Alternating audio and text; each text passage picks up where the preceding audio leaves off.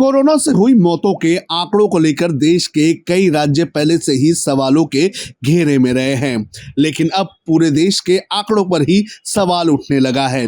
ये सवाल उठाया गया है दुनिया की सबसे बड़ी स्वास्थ्य संगठन WHO की तरफ से। WHO ने दुनिया के कई देशों में कोविड से हुई मौतों का आंकड़ा जारी किया है और इन आंकड़ों में भारत में 47 लाख लोगों की जान कोविड से जाने का दावा किया है। भारत सरकार ने WHO की इस रिपोर्ट को सिरे से खारिज कर दिया है।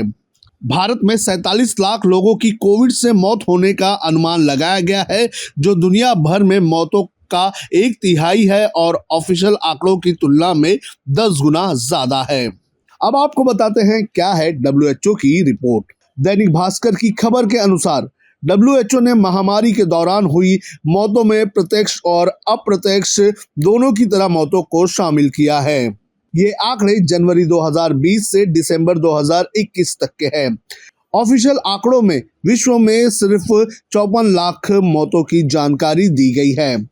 रिपोर्ट में ऐसे मरीजों को भी गिना गया है जिनकी मौत महामारी के दौरान अप्रत्यक्ष रूप से हुई थी, यानी कि इसमें 95 लाख वो लोग भी शामिल हैं जो दूसरी बीमारियों से पीड़ित थे, लेकिन उन्हें सही वक्त पर इलाज नहीं मिल सका।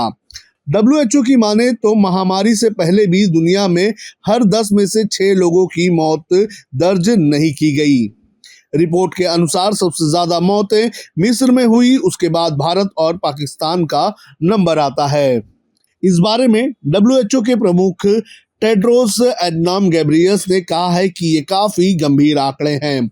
उन्होंने जोर देकर कहा कि दुनिया के सभी देशों को भविष्य की स्वास्थ्य आपात स्थितियों से निपटने के लिए और ज्यादा तैयारी करनी चाहिए और इस दिशा में ज्यादा निवेश भी करना चाहिए।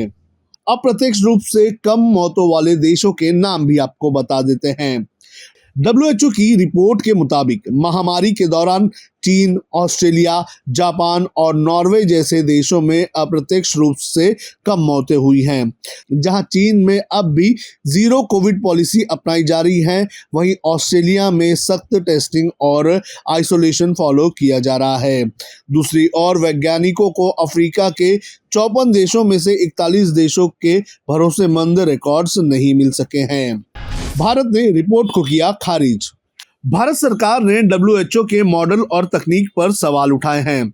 सरकार के अनुसार WHO का मॉडल ठीक नहीं है।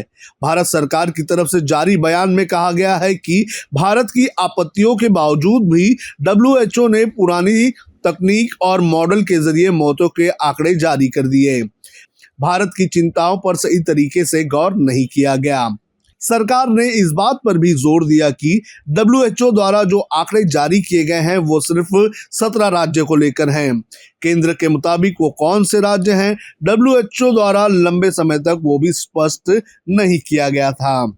अब ये भी नहीं पता है कि कब ये आंकड़े इकट्ठा किए गए थे। इसके अलावा सरकार ने इस बात पर भी आपत्ति दर्ज करवाई है कि WHO ने मैथमेटिकल मॉडल का इस्तेमाल कर आंकड़े जुटाए हैं, जबकि भारत द्वारा हाल ही में विश्वसनीय CSR रिपोर्ट जारी की गई है। एम्स के डायरेक्टर रणदीप गुलेरिया ने भी WHO के आंकड़ों को सही नहीं माना है। उन्होंने भी WHO की उस प्रणाली पर सवाल उठाए हैं जिसके जरिए ये आंकड़े इकट्ठा किए गए हैं। उन्होंने ये भी कहा कि भारत में जन्म मृत्यु के आंकड़े दर्ज करने की व्यवस्थित तरीका है, जिसमें कोविड के अलावा हर तरह की मौतों के आंकड़े दर्ज होते हैं, जबकि इस आंकड़ों का इस्तेमाल ही विश्व स्वास्थ्य संगठन ने नहीं किया है।